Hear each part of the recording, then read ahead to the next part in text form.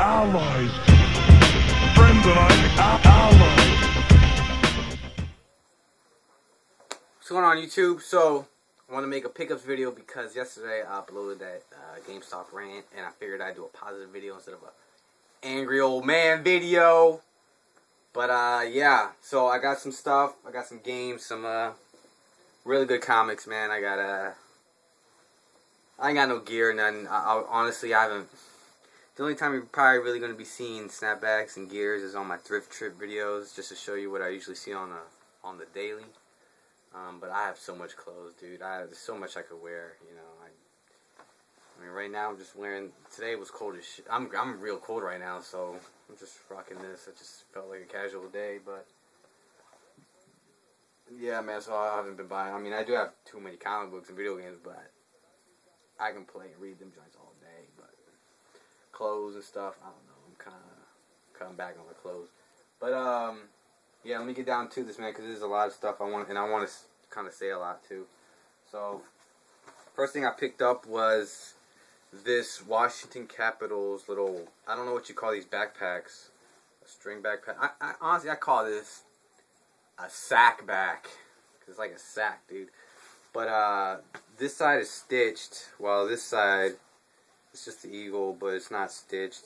I would rather wear it this side because it's black. It's the old school logo of the Congress building, but I did have a Wizards one, but it was beat up and it didn't tie up that well. It was broken. It was jacked. But I got this for $2, so I upgraded. So happy to have found this. I got some books. First one is the Mad Bathroom Companion. I bought this because I wanted some reading material in my bathroom. So whenever my friends come and have to take shit, I just I leave that on top of the toilet, and all they gotta do is just read that giant. You know what I'm saying? I'll be probably chilling here in my room and stuff, and I could probably hear them in the bathroom giggling and shit while they take a shit. But yeah, so I got this for the bathroom, honestly, because it's just a humor book.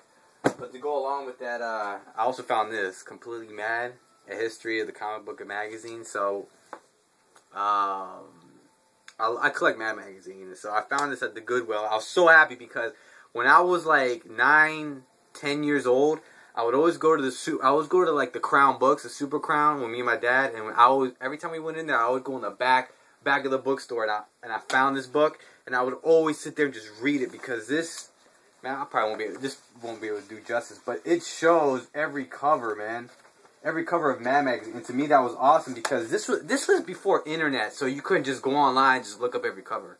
You know what I'm saying? So to me this was new. I was looking at all the covers, and it was like amazing to me, man. So now me and this book have reunited, and I finally bought it, and I love it. So yeah. Then I copped this. I like cool books that I'm interested in, and so I bought this for $3 because I like the way this book is organized. I love sports, NBA, NFL, NHL, MLB, and so I found it. It's called the Super Bowl book. Now, this was made in 1990, and it goes in detail the first 25 Super Bowls. So in the back, it has like a different picture for each Super Bowl, as you can see. Like I said, I like the way it's organized. So every year, it goes through every year. So for every year, of course, they're gonna have the stats, the vital statistics, and they show what every Super Bowl ticket looked like. And on top of every year, they have a poster of who was playing and stuff. I don't know if you know. So this giant has like 25 posters. Some of them with the Jets, with the Redskins, and it's all in good condition for $3, man. Now, I know this is 1990, so it's really outdated. There still needs to be 23 more Super Bowls on the list, but, dude, if there's 23 more Super Bowls, this thing would be, like, ginormous. So, this is a cool book. Just to know the history of stuff. Alright, I'll show you the comics, man. So, in my pickups, I haven't been showing you guys any of the comic books that I follow month to month. I've just been showing you the key ones that I buy, like the old ones that are worth a lot of money. But this is just the ones that I buy from month to month. Me and my friend is actually following the same books, because they don't have somebody to talk to about, you know. I don't like to just buy them and just not have someone to talk to. So if any of you guys are actually following any of these, let me know. But But yeah, let me just show you the ones that I buy month to month. The first one is the Uncanny X-Force #1. There's only been one issue to come out so far, so I got this one. And then I got the first 3. So far, only 3 have come out. Cable and the X-Force. I'm a sucker for anything that says X-Force. Now, this story's tight, and the art is dope. And I love Cable, man. To me, Cable is money. Anything with Cable and Deadpool is money. So, copping that. This series is okay. I'm following the Thunderbolts. I got the first 4. I just got this one today. The story's alright. The inner art is what I hate about it. Now the front cover art's sick. But I heard that the artist is going to be leaving after the 6th issue, so I'm just waiting for that. And then the 7th issue is going to have better artists. So, and I just like it because I like the team, man. They got Punisher, Deadpool, Elektra, Venom, and Red Hulk. So, and of course you guys know I'm following the Deadpool series. I really don't show the issues that I buy just because they're the new ones, but I'm following that. I have a full run of the volume right before this one, so I got that, complete that. I still need to complete volume 1. I got a complete run of volume 2, and now I just gotta follow this, volume 3. Then I follow just the regular Avengers. I got the first 5. These have been coming out like almost every week now. I just read this. They've been pretty much showing origins of characters that are lesser known. There's even a launch party at my comic book shop. I didn't even go, but so I mean the Avengers story is alright. I don't know if you guys are reading these, but let me know what you guys think of them. And the last series, I was not following this until today. I was just going to my comic shop and I was just looking at different comics and figuring out what's the difference between each Avengers books. Well, me, I like the main book. I like, you know, when there's like X-Men, Uncanny X-Men, X-Men Legacy, All New X-Men, Wolverine and the X-Men. There's like so many X-Men books. But I like to get the main one. So if it's just something just called X-Men, then I'll buy that one. So that's why I follow the Avengers. But then I was trying to see what was the difference between all the Avenger comics, like Uncanny Avengers, Dark Avengers, Avengers, New Avengers. I found out that New Avengers is actually pretty dope, so I got the first 3. I was not planning on following this at all. But turns out this is actually the team of the Illuminati, so it has like the heavy-hitting like characters. To me, this is like the most vital story on Marvel now, because these guys are in charge of the Infinity Gems.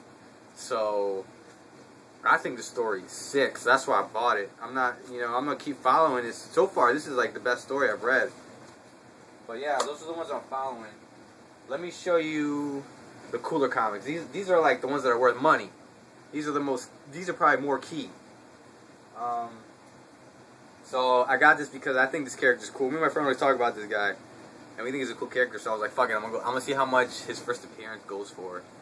And it didn't go for that much, so I ended up getting his first appearance, and that is Luke Cage, Hero for Hire. The condition of the comic's pretty good. I'd say it's like from fine to very fine. This story's actually pretty good, man. It's 1972. And I read it, and it's a pretty good origin story. I got more respect for Luke Cage. He's a good guy. Like, I think he's cool as hell. And so when I go to Comic-Con, I'm actually going to submit this for grading. It's not, like I said, it's not the best condition, but it's really old. And so I don't like having really old comic books just in bags. I want to just grade them and have them sealed and just, forget about them. So that's why I like to have a loose copy, and then I'll probably get another graded copy. So I don't even know how I'll submit this. I'll probably keep this and probably just get a graded copy. I like to do that. Have a readable one and have a graded one. The next one I bought, I've been wanting to get these for a while, man. I finally got them. This is the Wolverine, Frank Miller, Chris Claremont miniseries. This is probably his most popular series. People are, they're going after this one. The new movie is actually based off of these 4 issues. So, I mean, the story's alright. I read it. It's pretty good. They say it's Wolverine's best story. And so, people still pay a little bit for these, and really, really good condition. Like, if you're going for, like, near mint, this probably cost you, like, $80, $100. I didn't pay that much because mine are okay. Mine are, like, very fine condition. I really didn't care because I'm not going to grade these. I just wanted to read them. And then I have 3 graded comics. So when I went to Comic-Con, Actually, the first one I didn't buy at Comic Con. I just bought this on eBay because it was real cheap. It was $49. I won it for $49. It was free shipping. That's the first appearance of Cable. Now, if you guys saw my other New Mutants collection, I had a loose one. So I still have the loose copy, which is a readable one, and I have the second print. But I wanted a graded one. And the 9.2 isn't too bad. And for $49, dude, I'm sorry. To me, that's a steal. That's good to me. So with the loose one, I'm going to get the writer to sign it when I go to Comic-Con.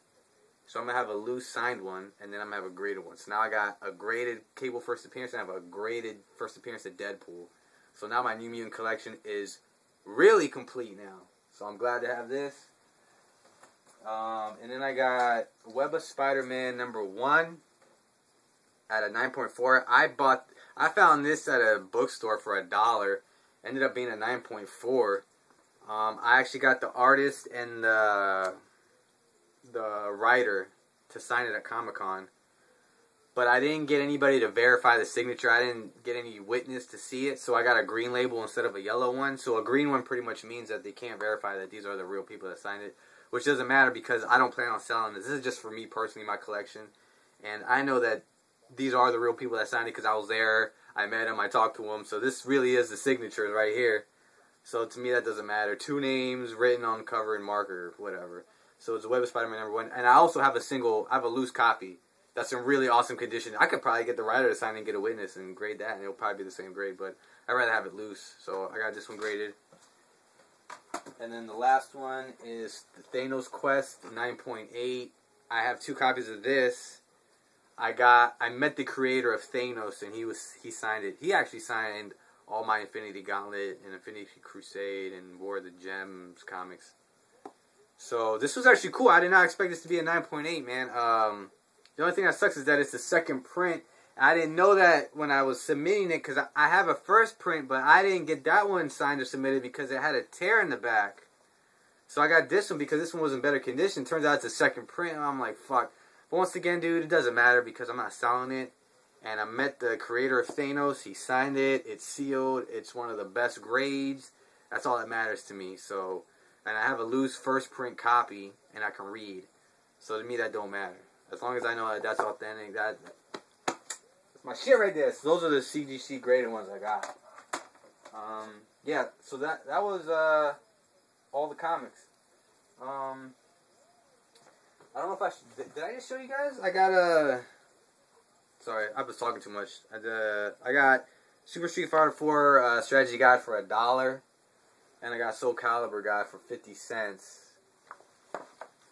Honestly, I had to crack a 20. I had to break a 20, and I didn't know how to do it. I didn't want to just ask somebody for change, so I just ended up buying this for $1.50, and the dude broke a 20. I usually don't buy strategy guys like that, but this shit was cheap, and it's cool, so it's whatever. Okay, games. Alright. I don't have that many games. So, first one is a sealed copy of Rayman 2 The Great Escape. Still has a tag, still has a sticker. It's factory sealed, never been opened, and I got it for $1.50 at the thrift store. I'm not going to open it because I already have this game for the Dreamcast, and I know the Dreamcast version is probably better than this one. So this is just going to just stay in my collection as a sealed game. I'm not going to open it. I found this for $2 at a bookstore, Armored Core Last Raven. I had no idea there was an Armored Core game, but it was complete, pretty much mint. So, yeah. I got Armored Core, and then I got Tony Hawk Pro Skater 3 for $2, complete mint. Then I got Tony Hawk Pro Skater 4 complete. That's as far as I go with Tony Hawk games. I go through 1 through 4, and then I don't know anything about Underground. I don't know about any of that other Tony Hawk games. I only go through 1 through 4. 1 and 2 are the only ones I really played the most, and 3 I played somewhat, and I've never played 4, but this is as far as I go when it comes to Tony Hawk games. And then I got these 3. This is a funny story because I've never played these games, and I've always wanted these. I found them at the thrift for $3 each. Pretty much complete in mint condition. But what's funny about it is that I was talking to my friend, and I was at his house, and I was looking through his games, and he had these 3 games, and I was like, oh, man. I was like, dude, you got those games? Like, dude, I really wanted to get into that game. I wanted to play it. I want to see what it's like. And he's like, oh, yeah, man, you got to find them and play them, man. They're good. And I was like, yeah. I bullshit you not. 2 days after that, I went to the thrift store and they had those 3 exact games for $3, mint condition. And those are the Splinter Cell series. So I got the first Splinter Cell Pandora Tomorrow, and Splinter Cell Ghost Theory. I've never played them. I'm planning on playing them after I play Onimusha 4, which is what's keeping me busy right now. But yo, I texted him. I was like, dude, you will not believe. Remember we were talking about Splinter Cell? Dude, I found the exact games at the thrift store. He's like, oh my gosh, you're so lucky, dude. I swear you have like the most luck when it comes to finding shit you want. I'm like, yep, I know. So I got lucky on that.